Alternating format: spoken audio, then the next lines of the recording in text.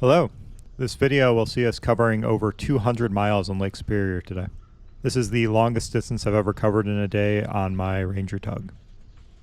The weather forecast was calling for a sunny, calm day all day, so I was very confident while I was leaving the dock. But as we'll see later, that weather forecast was not entirely accurate. The reason we're covering such a long distance today is that the previous 2 days had storms rolling through. Originally, the plan was to spend an additional day exploring the Apostle Islands, followed by another day going eastbound on Lake Superior. Part of being safe while boating is being flexible in your schedule so you don't force yourself out into bad weather conditions. The Ranger Tug R-27 outboard cruises at 30 miles an hour, so it's pretty easy to make up for lost time.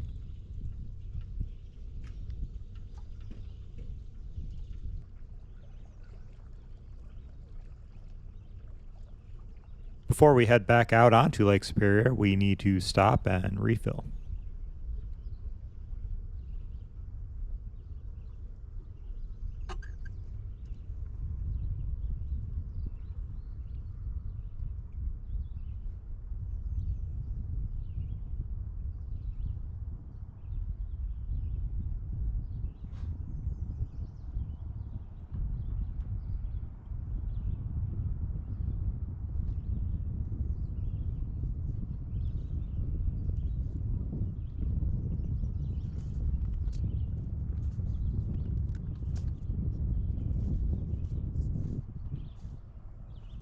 I had hoped to get an earlier start to the day, but the fuel dock didn't open until 9 o'clock, so I left about 10 minutes early to make sure I was there right when they opened.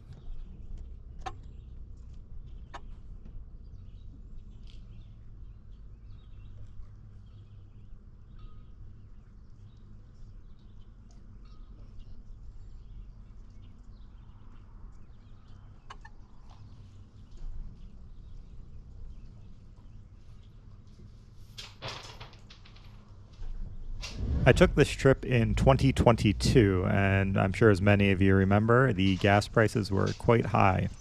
After this trip is done, I'll be making a video covering total costs and stats. If that's something you're interested in, please consider subscribing so you don't miss it.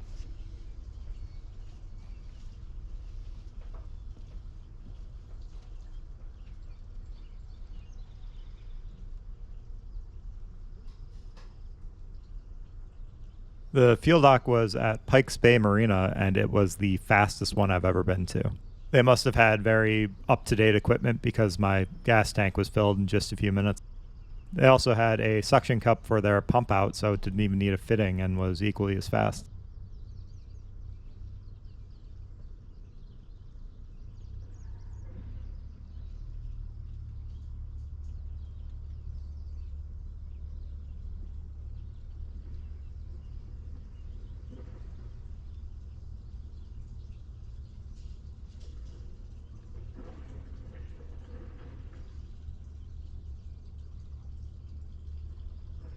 As much as I would have loved to take advantage of this perfect morning in the Apostle Islands and slowly cruise through, we had a long distance to go and couldn't drag our feet.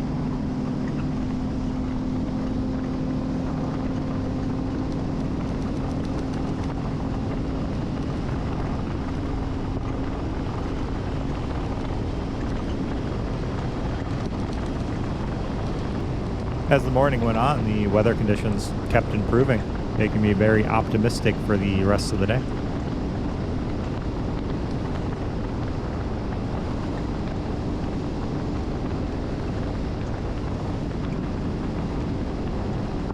I had a great time going around the Apostle Islands and hope to return here someday in the future when I'd have more time. 10 miles from the Apostle Islands, I paused to have a late breakfast and really enjoy the perfect conditions out on the lake. When I'm out on boat trips, I obsessively check the weather every single day. Today called for sunny, calm conditions all day, so this fog bank caught me completely off guard.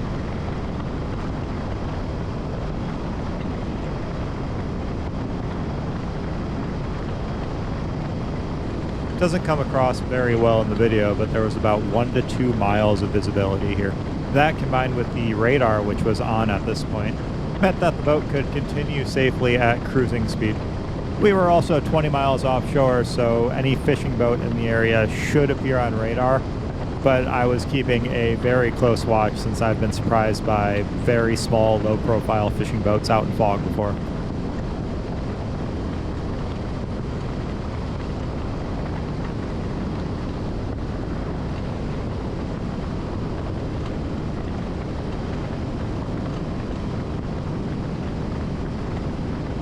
The fog bank ended up being somewhere between 30 to 40 miles wide. Certain areas of the fog bank were so dense that I had to almost stop because I couldn't see anything. I also sounded my horn during these times every 2 minutes just to let any potential boats in the area know I was there, even though nothing was showing up on radar.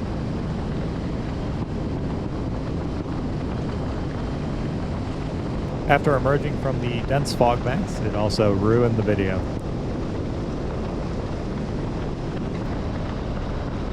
Finally emerging from the fog bank, we are greeted with a misty Keweenaw Peninsula.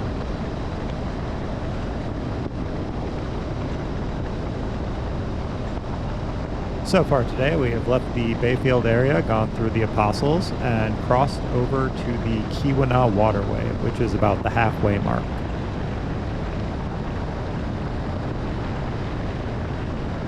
While making this video, I've been trying my hand at some basic graphic design. If you think it's too intrusive, please let me know.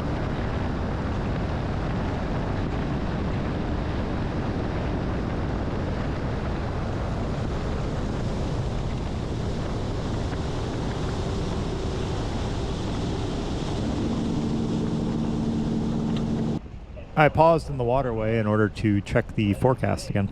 It was bright and sunny, but I'd already been lulled into a false sense of security once today, so I wanted to make sure that it wouldn't happen again. If the forecast had changed at all from the morning, I would have simply just stayed in Houghton. But all the forecasts were indicating that it was just going to be sunny and pretty calm out on the lake, so I decided to soldier on and risk more fog.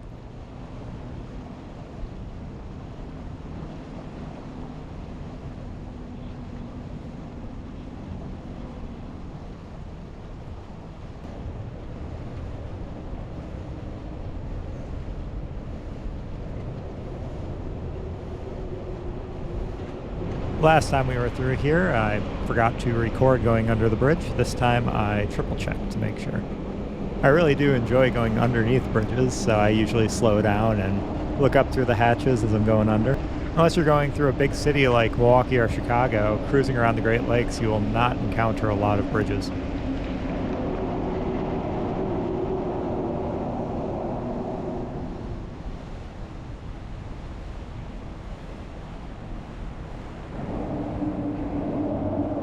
Just after the bridge and off to the left is the Houghton County Marina, where I stopped to refill my gas tank. My Ranger Tug R-27 only has a 150-gallon tank, which gives me about 185-190 mile range, taking into account a little bit of a safety margin.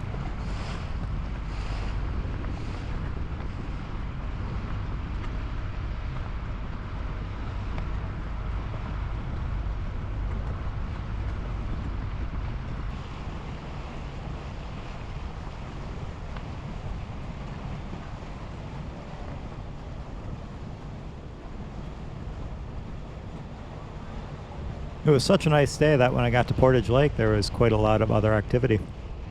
I had to slow down a few times to make sure I didn't accidentally wake some kayakers.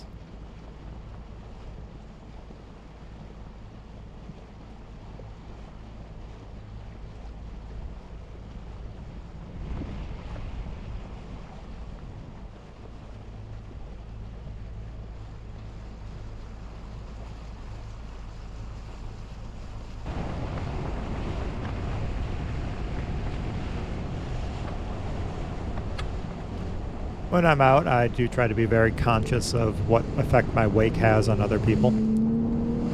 I was scanning the shoreline and only saw boats up on boat lifts, so it seemed like a safe time to get back up on plane for a while.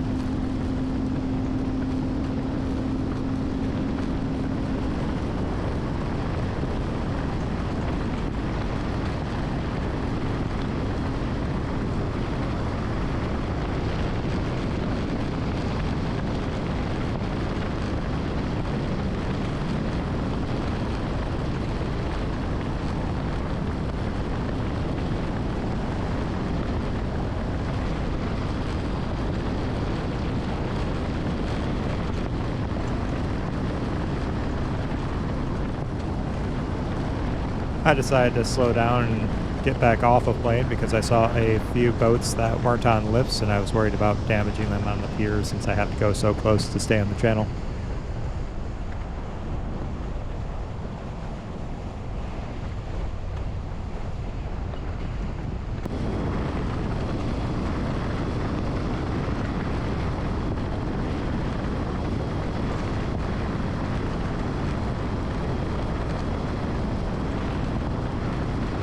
This pontoon boat in front caused me quite the conundrum. We still had a good 100 miles to go to get to Marquette, and we needed to get there before the marina closed. The only way for me to pass them at the speed they were going, which was slower than I wanted to, was to cause quite a large wake. I'm sure the pontoon boat could handle the wake, but being a pontoon boat, it's not the most comfortable thing, and I wasn't quite sure of the etiquette. If it were a larger boat that could handle it, I would have no issue just cruising right by them, but in this case, I felt like I was stuck behind them for quite a while.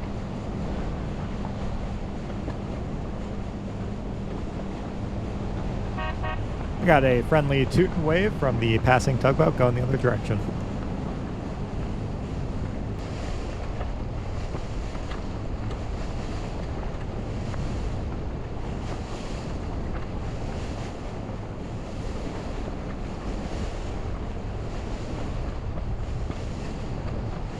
On the boat lift to the right is a sea dory.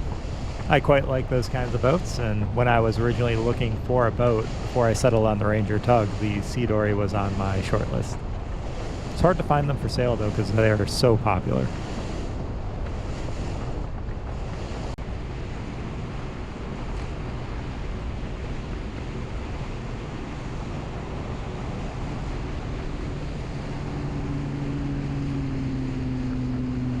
I ended up staying behind the pontoon boat for the duration of the waterway. Please let me know in the comments what you would have done in this situation. Would you have passed them knowing that you would have to wake them doing it? Or like I did, would you stay behind them and try to make up time once you get back out on the lake?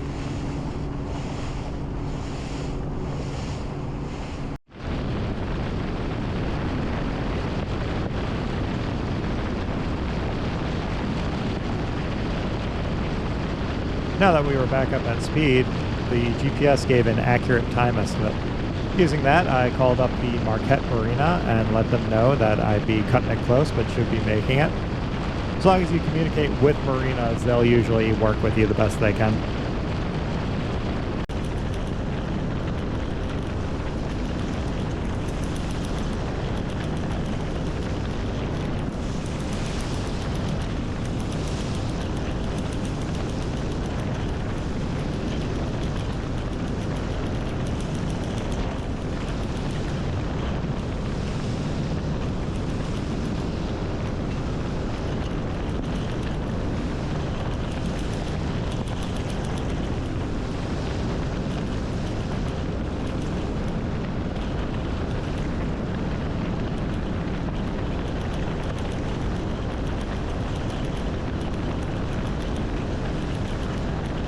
We are currently passing the research vessel Keweenaw to the right. The ship is used to monitor fish populations on Lake Superior.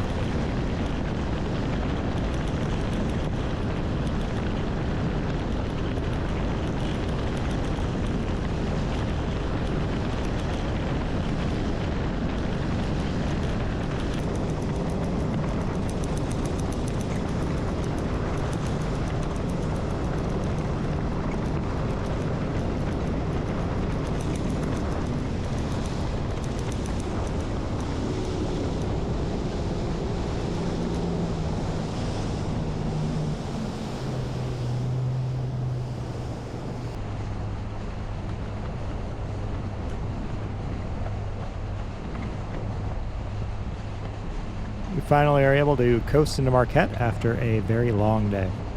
After the fog bank, the weather for the rest of the day was absolutely perfect.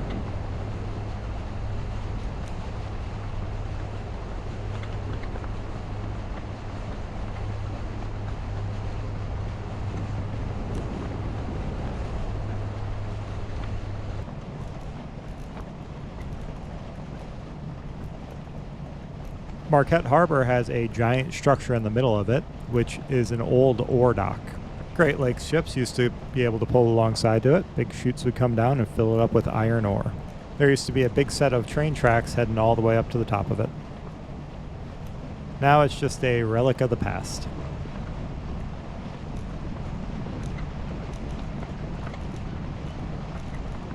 As we're approaching the marina entrance, a local sailing club is going out for an evening race. All of these boats are under sail, so that means they have the right-of-way. So I just took things slow and steady and behaved very predictably for them.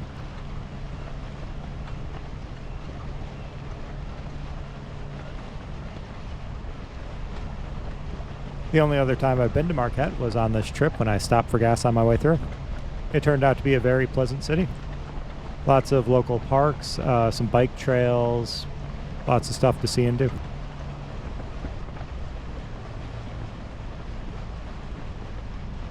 I carried an electric bike on this trip with me. It was a electric 2.0. So the following day while I was in town, I rode the bike trail to the north and took a look at the working ore dock they had up there. I was very fortunate because a ship had just pulled up and they were getting ready to load up some ore. I spent about 45 minutes watching them take off the hatch covers and load the ship. Here you can see some of the chutes in action. It looks like they did about 2 active ones at a time, and it was deafening even from probably 200 yards away.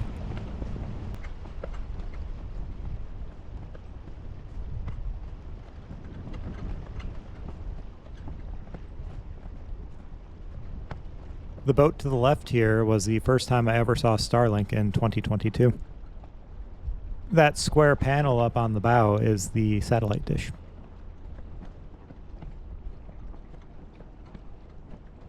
After more than 8 hours underway today, we finally come into view of the dock. We also covered 202 miles. At the end of my last video, I said that it was 220 miles, and I apologize for that. I wrote it down wrong. Although I feel 202 is still an impressive distance.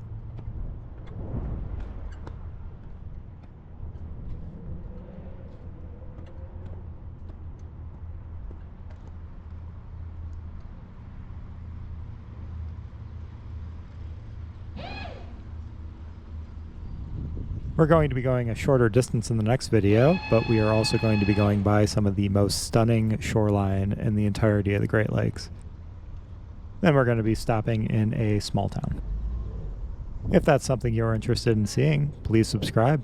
Until then, I will see you next time.